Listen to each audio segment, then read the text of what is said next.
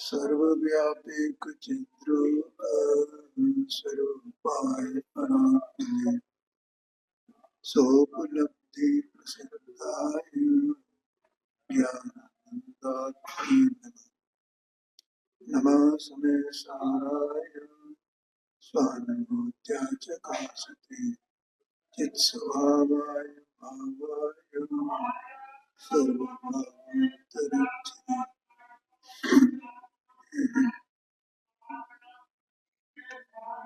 देखो, ये प्रवचन सारथी ग्रंथ है और इसमें ज्ञेय तत्व प्रज्ञापन महाधिकार का ये जो ज्ञेय विशेष प्रज्ञापन अधिकार है उसकी 132 नंबर की गाथा स्वाध्याय में चल रही है और इसमें उद्गत द्रव्य जो है वो मूर्त है और बाकी के द्रव्य अमूर्त हैं, ये बात पहले कही। अब उसमें से जो उद्गत द्रव्य जो मूर्त है उसके गुण क्या हैं और गुणों की चर्चा चल रही है। तो मुख्य रूप से उसमें स्पर्श स्कंद वर्ण ये उसके गुण है ना, इसकी चर्चा हो गई है। और अब इसके बाद इस पर चर्चा हो रही है कि शब्द क्या है। शब्द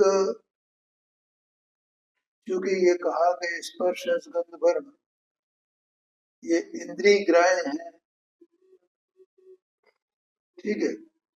और स्पर्श स्कंद वर्ण के साथ शब्द नहीं कहा गया, इनको तो गुण कहा गया लेकिन शब्द को गुण नहीं कहा गया, ठीक है। तो और वो कर्ण इंद्रिय का विषय है ही, माने इंद्रिय विषय तो वो है और उसे गुण नहीं कहा गया, तो फिर वो क्या है और वो पुद्गल से उसका संबंध है या नहीं है या किसी अमूर्त द्रव्य से उसका संबंध है, वो गुण है कि नहीं है और गुण नहीं है तो फिर क्या है। इन बातों की चर्चा यहाँ चल रही है। उसमें से एक बात ये सिद्ध कर दी आचार्य देव ने कि अमूर्त द्रव्य का वो गुण नहीं है। शब्द जो है अभी पर्याय की बात नहीं की है, गुण की बात चल रही है कि वो जो शब्द है वो अमूर्त द्रव्य का गुण तो नहीं हो सकता है। क्यों नहीं हो सकता है कि गुण जो है वो गुणी के आश्रय से होता है, अभेद होता है, गुण गुणी अभेद होते हैं। तो गुण को जानेंगे तो गुणी भी जानने में आएगा ना। जैसे आत्मा के ज्ञान को जाना जाए तो आत्मा द्रव्य भी जानने में आएगा ना, तो वो न्यारे तो है नहीं। और वो कर्णेंद्रिय का विषय है शब्द, ठीक है।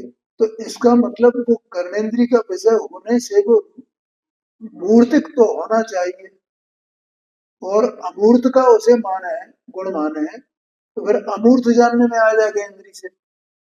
फिर इंद्रिय ज्ञान के विषय अमूर्त द्रव्य भी हो सकते हैं, ये आपत्ति आई ना। इसलिए ये सिद्ध होता है यहाँ पर कि जो शब्द है वो शब्द अमूर्त द्रव्यों का गुण तो नहीं है, ठीक है। इतना सिद्ध हो गया है। अब वो मूर्त जो पुद्गल है उस पुद्गल का भी वो गुण है कि नहीं है, इसमें चर्चा चलेगी। उसका वो गुण है कि नहीं, और गुण नहीं है तो फिर क्या है। अमूर्त का तो उससे कोई संबंध नहीं, ठीक है। गुण होता है तो गुण का परिणाम होता है, तो अमूर्त का गुण नहीं है तो उसका परिणाम भी वो नहीं माना जाए।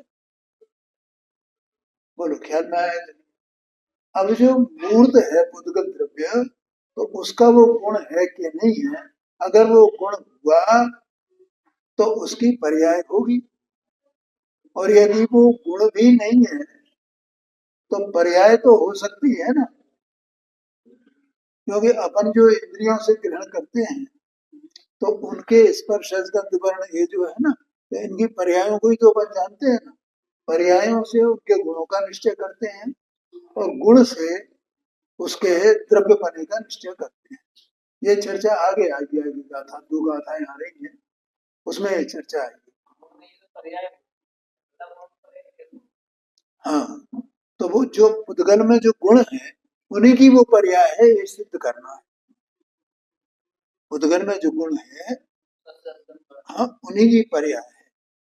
लेकिन जो गुण है तो गुणों का सबकी पर्याय व्यक्त हो ये जरूरी नहीं है। ये बात भी सिद्ध की करेंगे आचार्य कि उनकी पर्याय व्यक्त हो, वो जरूरी नहीं है। पुद्गल तो बहुत प्रकार के हैं, अग्नि भी है, पानी भी है, ऐसा और भी है ना। और उसमें ये भी सिद्ध करेंगे कि पानी में भी वो गुण, पानी जो पर्याय है तो पानी पर्याय होने से उसमें वो गुण कैसे संभव हो सकता है, किस गुण की वो पर्याय हो सकती है। माने गुण के बिना पर्याय नहीं होती है, बिल्कुल सत्य बात है।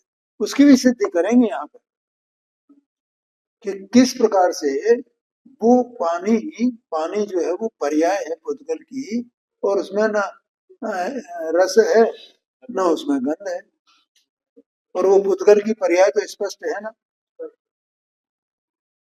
क्यों वो चक्षु इंद्री का विषय है, स्पर्श इंद्री का विषय है। पानी दिख तो रहा है ना, पानी है, छुआ जा सकता है ना, पानी है, शीतल है, लेकिन उसमें रस और गंध नहीं है। तो बोलो वो पुद्गल की पर्याय हुई कि नहीं? वो गुणों की व्यक्तता नहीं है सभी की, तो गुण की व्यक्तता ये जरूरी नहीं है पर्याय में हो, ये कहना है। ठीक है। अब यहाँ पर अपन पूज्य गुरुदेव जी का एक बोल है गाथा 45 से, तो वो बीच में अपन ले रहे हैं उसको, ज्यादा टाइम उसमें नहीं लगेगा, फिर अपन इस बात को कंटिन्यू करें। देखो, ये मैं अक्सर ये चर्चा करता रहता हूँ। कितने ही लोग कहते हैं कि तुम कुछ करने का उपदेश तो कभी देते नहीं हो, ऐसे ही कहा। इसका मतलब क्या हुआ कि गुरुदेव श्री काय का उपदेश देते हैं? जानने का उपदेश देते हैं, श्रद्धा करने का उपदेश देते हैं, लेकिन करने का कुछ उपदेश ही नहीं देते। तो गुरुदेव जी उत्तर देते हैं उसका प्रश्न का, परंतु भाई निज शुद्धात्मा का ज्ञान करना, निज शुद्धात्मा का ज्ञान करना, उसे जानना, उसका श्रद्धान करना, प्रतीति करना, अहम करना और उसी में रमणता करना, ये क्या कुछ करने जैसी बात नहीं है क्या? करने का उपदेश नहीं देते हो, करने का उपदेश ये भी तो करना है ना, तो इसको क्यों नहीं करता है? इसको करने का उपदेश क्यों नहीं मानता है? जगत क्या समझता है कि क्योंकि उसके देह के साथ एकत्व बुद्धि है ना, परद्रव्य में एकत्व बुद्धि है ना, तो ऐसा मानता है कि मैं परद्रव्य का ही कर सकता हूँ, देह का ही कर सकता हूँ, देह का करना ही मेरा करना है, उसे अपना करना क्या है ये पता ही नहीं है। माने अपनी क्रिया क्या है ये उसे पता नहीं है, वो देह की क्रिया को ही अपनी क्रिया मानता है, परद्रव्य की क्रिया को ही अपनी क्रिया मानता है, अपनी क्रिया को, अपने कार्य को अपना कार्य मानता ही नहीं है। और मैं अपने ही कार्य का करता हूँ ऐसा भी नहीं मानता है।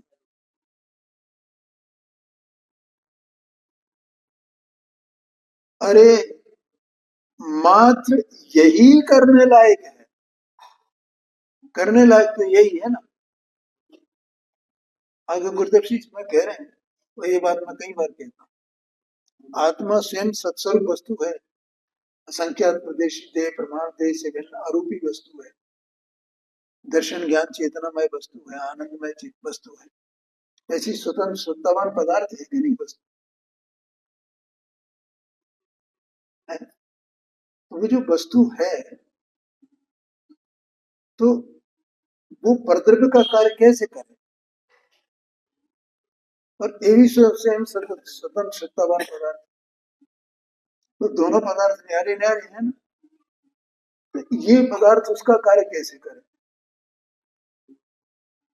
इसमें इस माने जैसे एक द्रव्य में दो द्रव्यों की क्रिया करने का, तो वो अपनी भी क्रिया करे वो दूसरे की भी क्रिया करे, ये उसमें ऐसा संभावित है क्या? समय सार जी शास्त्र में तो पांडे जी 86 नंबर की गाथा है कर्ता कर्म अधिकार, द्विक्रियावादी मिथ्या दृष्टि है ऐसा कहा है ना। जो ऐसा मानता है मैं अपनी भी क्रिया कर सकता हूँ, देह की भी क्रिया कर सकता हूँ, वो द्विक्रियावादी है, वो मिथ्या दृष्टि है, अज्ञानी है।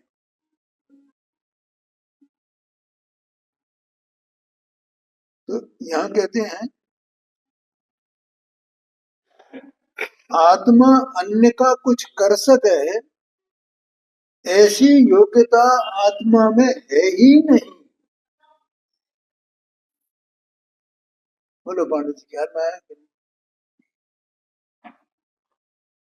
आत्मा में ऐसी योग्यता नहीं है कि इसका देह का कुछ कर सके। थोड़ा गंभीर होकर के सूक्ष्म बात है, ये विचारणीय है।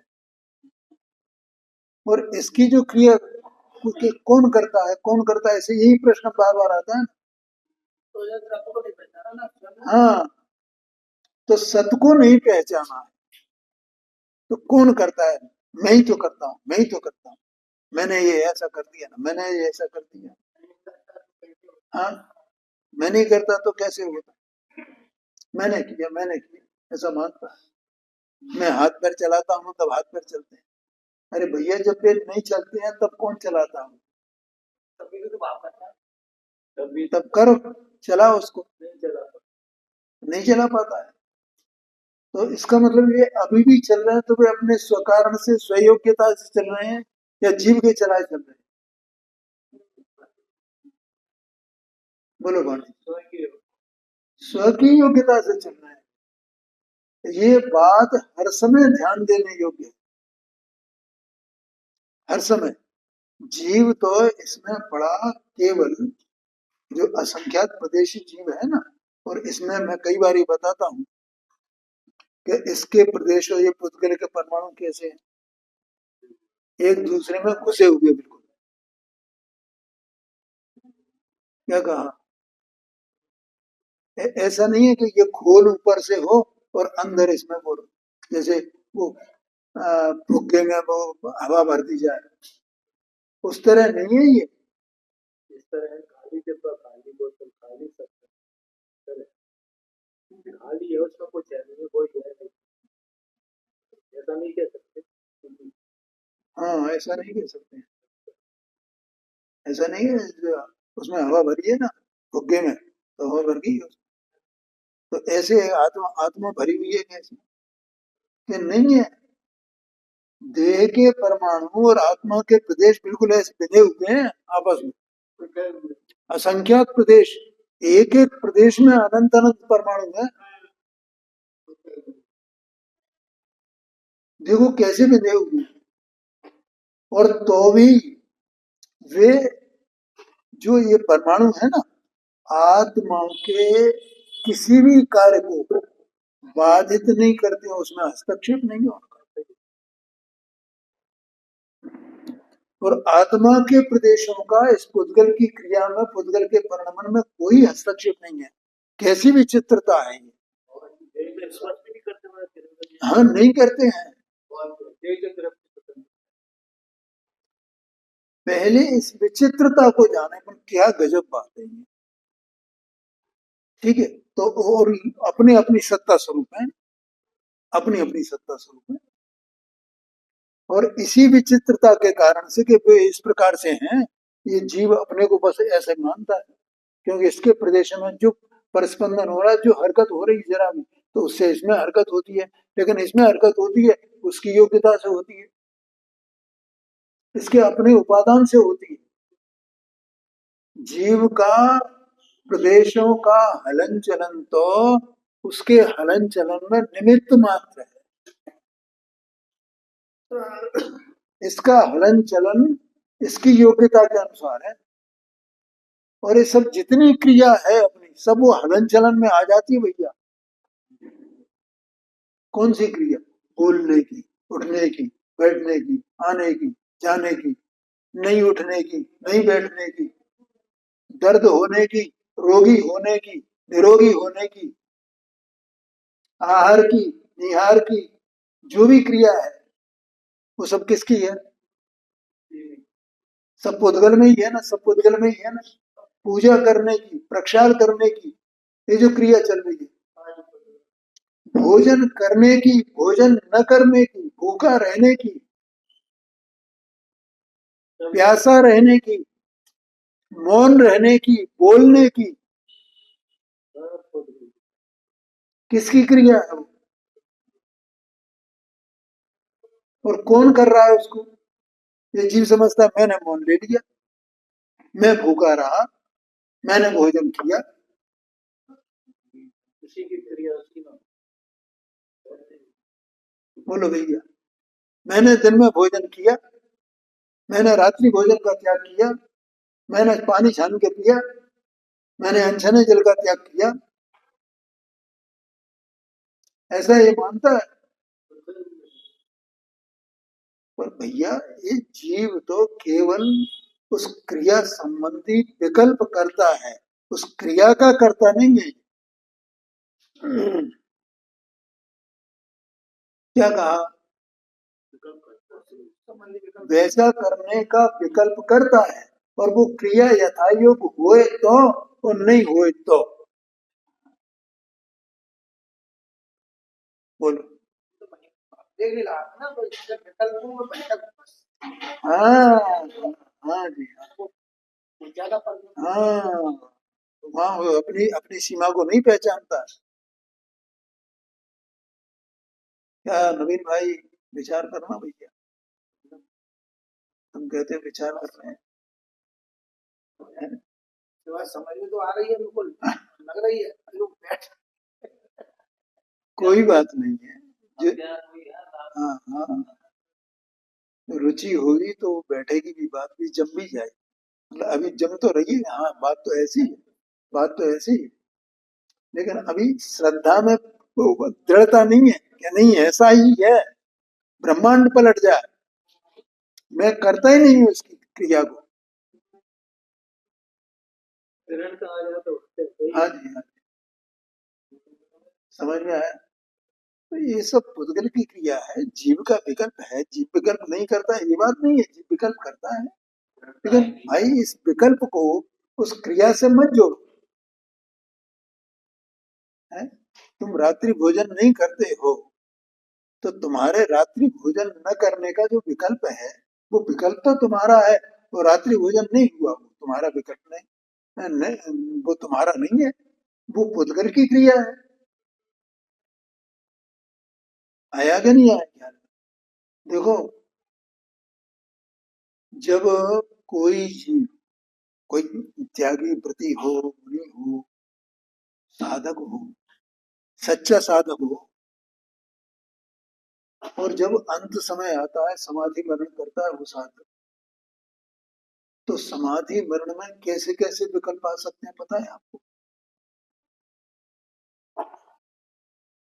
क्योंकि जब समाधि मरण किसी को कराया जाता है ना, चाहे वो श्रावक हो, चाहे वो साधु हो,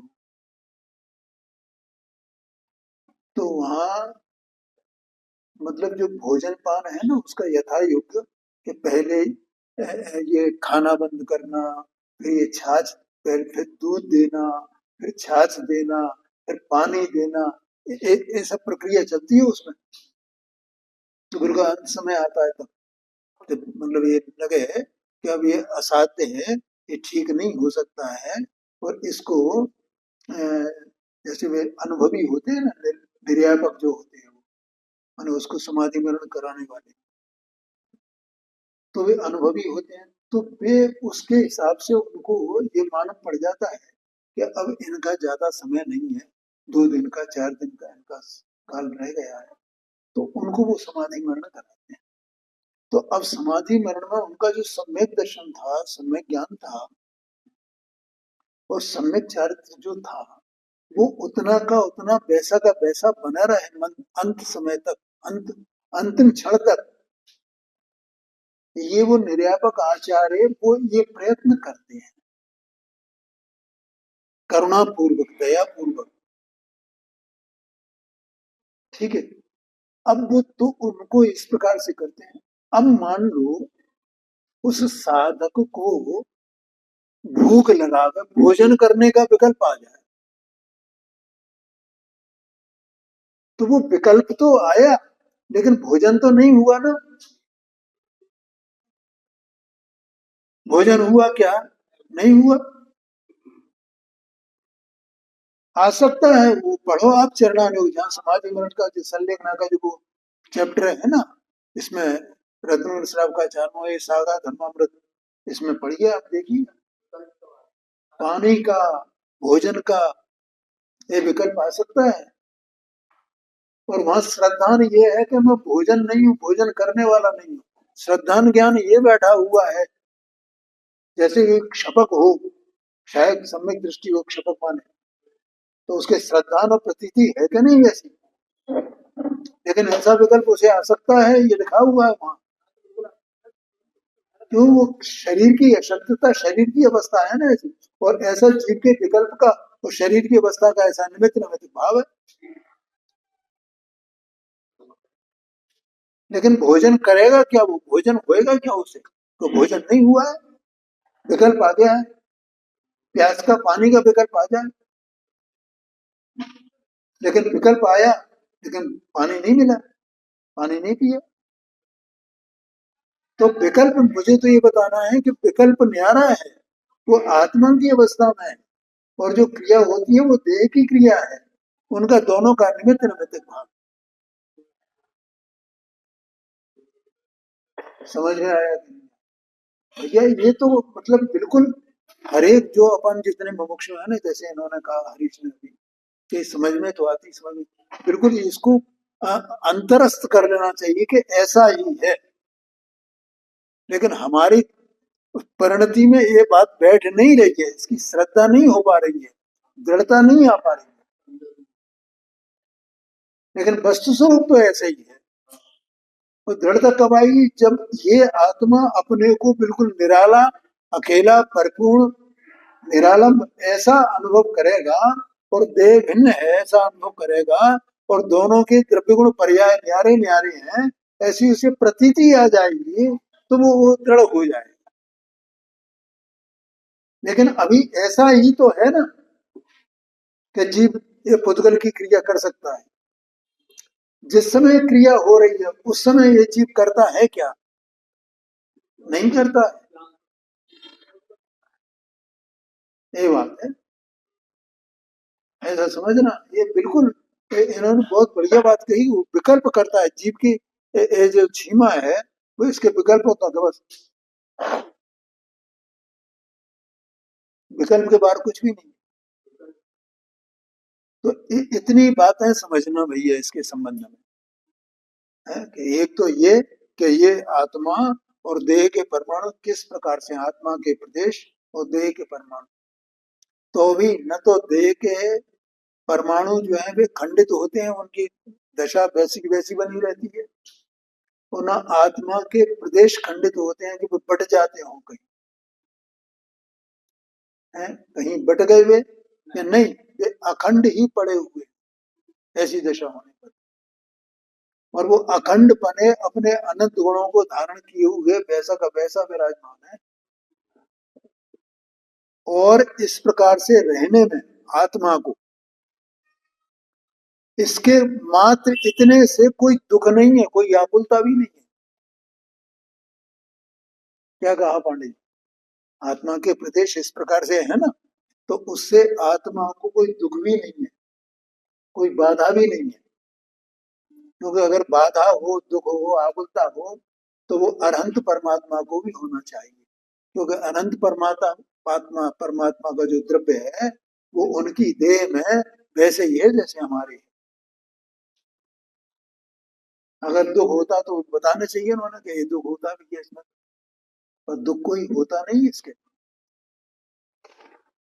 ऐसा समझना सूक्ष्म बात है। तो यहाँ तो ये समझना है कि ये जीव अपने परिणामों का करता है, शुभ परिणामों का करता है, अशुभ परिणामों का करता है, शुद्ध परिणामों का करता है, लेकिन देह की क्रिया का करता बिल्कुल भी नहीं है।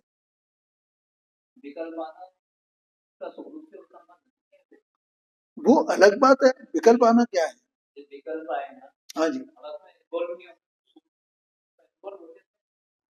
नहीं नहीं, देखो विकल्प जो है मतलब विकल्प माने राग, ठीक है, और निर्विकल्प माने वीतराग। तो जहां तक विकल्प है तो विकल्प की रचना जो है ऐसी है कि वो आकुलता रूप है।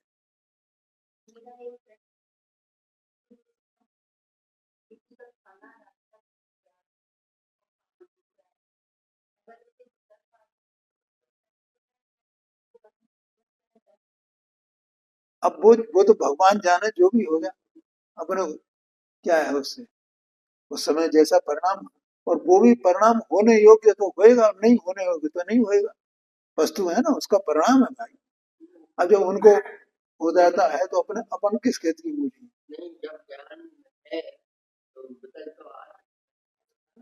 हाँ आ सकता है ना, क्यों नहीं आ सकता? हाँ नहीं, कोई वश नहीं, कोई वस्तु है ना सत्स्वरूप, वो परिणमने वाली है ना,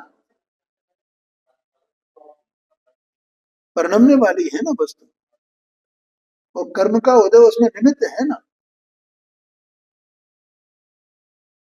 कौन क्या करे, कौन करे? नहीं नहीं, वो अलग बात है भैया, स्वभाव की बात है, लेकिन पर्याय में परिणाम होगा तो उससे वैसा बंध होगा ना जो जो भी होए।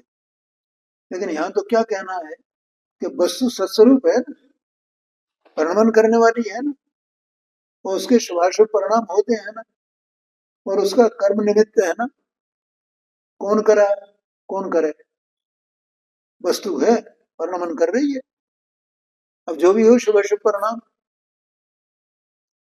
और उसका कर्म का उदय निमित्त है। कर कौन रहा है? कौन कर रहा है? शुभ परिणाम हुआ, अशुभ परिणाम हुआ, किसने किया? आत्मा ने किया। तो आत्मा ने किया, ये व्यवहार है। वास्तव में वो परिणाम अपने स्वतंत्रता से हो रहा है, ये मेरा कहना है। क्या कहा भैया? वो व्यवहारने का कथन है, ये मैं कह रहा हूँ। परिणाम का कर्ता परिणाम है, अपनी योग्यता से उस काल में हो गया है। कौन करे कौन धरे? क्या कहा? समझ में आया कि नहीं आया भैया? बोलो हरीश भाई, समझ में आया कि नहीं आया? कौन करे? अरे प्रभु, सत्स्वरूप पे दृष्टि डाल तो तुझे अपना अकर्ता स्वभाव पता चलेगा। तो परिणाम को छोड़ दे, परिणाम तो होएगा, परिणाम हो ही बिना नहीं रहे। तो कुछ ही हो सकता है, हाँ कुछ भी हो सकता है ना, क्रिया तो होगी होगी। जब वो क्षपक का हो सकता है तो किसका नहीं हो सकता है? कौन रोके उसे? कौन लाए, कौन बनाए, कौन बिगाड़े, कौन क्या करता है? बोलो समझ में आया नहीं? इसलिए क्या करें, क्या करें? ये सत्य दृष्टि ला, स्वभाव पर दृष्टि ला बस, और कुछ करना ही नहीं है। तो परिणाम को जान जाएगा कि मैं करता ही नहीं। ये बात है भैया, समझ में आ गया? सूक्ष्म बात है। तो देह में वाणी तो भिन्न है, कर्म भिन्न है, कर्म कराता नहीं, देहमान वाणी कराते नहीं, कोई कराता नहीं, कौन कराए विश्व में? इसलिए मैं ये बात कह रहा हूं, आत्मा का परिणाम है, आत्मा करता है। तुम्हारी बात अपनी जगह बिल्कुल सही है, उसका कोई वो विरोध नहीं है, लेकिन वो व्यवहार में क्या कथन है? परिणाम स्वभाव नहीं है आत्मा का, परिणाम देखो, परिणाम चाहे स्वभाव रूप हो चाहे विभाग रूप हो, परिणाम का कर्ता परिणाम है, ये कहना है यहाँ पर, ऐसा समझना। परिणाम का कर्ता कौन? हाँ जी, ठीक है। परिणाम कौन करे? वस्तु है ना, उसका उत्पाद्य स्वरूप है ना। तो उत्पाद्य उत्पाद्य उत्पाद्य उत्पाद्य माने क्या? परिणाम। तो वो उत्पाद्य उसमें हो ही रहा है ना, माने परिणाम हो ही रहा है ना। तो परिणाम को कौन कर रहा है? तो जो वस्तु का, द्रव्य का उत्पाद्य स्वभाव है, उसके कारण से वो हो रहा है। तो अपने आप ही हो रहा है ना, कौन करे उसे? समझ में आया ना? तो ऐसा अपने द्रव्य को जान करके, अन्य द्रव्य से भिन्न, स्वतंत्र भिन्न अपने को जान करके फिर अपना परिणाम हो रहा है, उस परिणाम का अपन जो कर्ता बने हैं, तो वो अपना अज्ञान है। परिणाम का कर्ता परिणाम है, क्योंकि मैं तो अपरिणामी वस्तु हूं, ऐसा जानना। ये समय सार का संदेश है भाई। आया कि नहीं आया? उत्पाद में उत्पाद है, उसे कौन करा रहा है? द्रव्य है ना सत्स्वरूप, उसमें उत्पाद में हो रहा है, तो कौन कर रहा है? वो उसका स्वभाव ही है ना, उत्पाद रूप। तो पर्याय का परिणाम वो उसका स्वभाव ही है ना। और परिणाम हुए बिना रह सकता है क्या? है, परिणाम तो होगा ही होगा। अब वो परिणाम दो प्रकार का, या तो स्वभाव रूप हो या विभाव रूप हो। और स्वभाव रूप होगा तो वो भी अपने आप ही होगा, और विभाव रूप होगा तो वो भी अपने आप ही होगा। केवल निमित्त का अंतर है, वो निमित्त तो बाहर है उससे। समझ में आया ना? तो परिणाम की तत्समय की योग्यता है कि वो परिणाम जैसा होने योग्य वैसा होए। तो ऐसे वो परिणाम से भी अपनी दृष्टि हटा करके और कहाँ आना? अपने द्रव्य पर, अपनी सत्ता पर, अपने स्वभाव पर, अपने त्रिकाली परमात्मा पर, भगवान आत्मा, ये मैं हूँ, ऐसा जानना। ऐसा पूज गुरुदेव श्री का संदेश है भाई।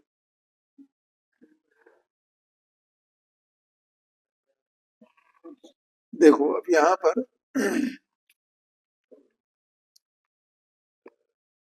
तो अमूर्त द्रव्य की बात 272 पेज पर है ये।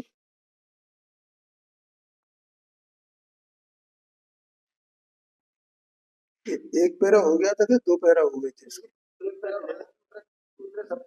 हाँ जी। देखो यहाँ पे ये पहले पैरा में ये कहा था, प्रथम तो शब्द अमूर्त द्रव्य का गुण नहीं है, ठीक है। अब दूसरी बात कहते हैं, दूसरे ऐसा ब्रैकेट में लगा हुआ है ना, शब्दों में पर्याय के लक्षण द्वारा गुण का लक्षण उत्थापित होने से क्या मतलब है? कि गुण का लक्षण न्यारा है और पर्याय का लक्षण न्यारा है। गुण का लक्षण क्या है? गुण तो त्रिकाल है, और पर्याय क्षणिक है। तो दोनों का लक्षण अलग अलग हो गया ना। एक का लक्षण तो अनित्यपना है और दूसरे का लक्षण नित्यपना है। तो इसका मतलब दोनों एक नहीं है, दोनों के लक्षण न्यारे न्यारे हैं। इसका मतलब ये हुआ कि शब्दों में पर्याय के लक्षण द्वारा गुण का लक्षण उत्थापित होने से, अर्थात लागू नहीं होने से, पर्याय का लक्षण गुण के लक्षण में लागू, गुण में लागू नहीं होता है। इसलिए शब्द मूर्त द्रव्य का गुण भी नहीं है। क्या कहा? पर्याय का लक्षण न्यारा है ना, गुण का लक्षण न्यारा है ना, और शब्द तो पर्याय है ना। क्योंकि स्पर्श रस गंध वर्ण ये गुण है ना, तो इन गुणों में तो वो नहीं है ना, और गुण का लक्षण न्यारा है और पर्याय का लक्षण न्यारा है। इसलिए ये सिद्ध हो गया कि वो मूर्त द्रव्य का भी गुण नहीं है। अभी गुणपने का निषेध है केवल। शब्द जो है वो मूर्त पहले अमूर्त द्रव्य का गुण नहीं है, ये सिद्ध कर दिया। अब वो मूर्त द्रव्य का भी गुण नहीं है, क्योंकि गुण और पर्याय के लक्षण न्यारे न्यारे होते हैं। ठीक है। अब ये कैसे पता चलता है कि शब्द जो है वो नित्य नहीं है? क्योंकि शब्द कभी होता है और कभी नहीं होता है, इसका मतलब नित्य नहीं है ना। लेकिन गुण तो नित्य है ना। हाँ, वो तो द्रव्य नित्य है, द्रव्य के अनंत गुण नित्य हैं। तो पुद्गल के जो मुख्य गुण हैं स्पर्श रस गंध वर्ण, वे भी नित्य हैं। अगर वो गुण नित्य हो, वो शब्द नित्य हो, तो वो हर एक पुद्गल द्रव्य जो है वो उसमें से आवाज निरंतर आनी चाहिए। उसका परिणाम चलना ही चाहिए, सभी चले, हर सभी चले। हाँ जी, हाँ जी, हाँ जी, हाँ जी। बोलो पांडे जी, समझ में आया ना? हाँ भैया, नहीं आया समझ में? हाँ, ये बात नहीं नहीं, गुण नहीं है ये कहा। अमूर्त द्रव्य का गुण नहीं है, पहले ये सिद्ध किया। और फिर ये कहा कि अब मूर्त द्रव्य का भी गुण नहीं है। मूर्त द्रव्य होना कह रहे कि ये मूर्त द्रव्य का पुद्गल का ये गुण भी नहीं है।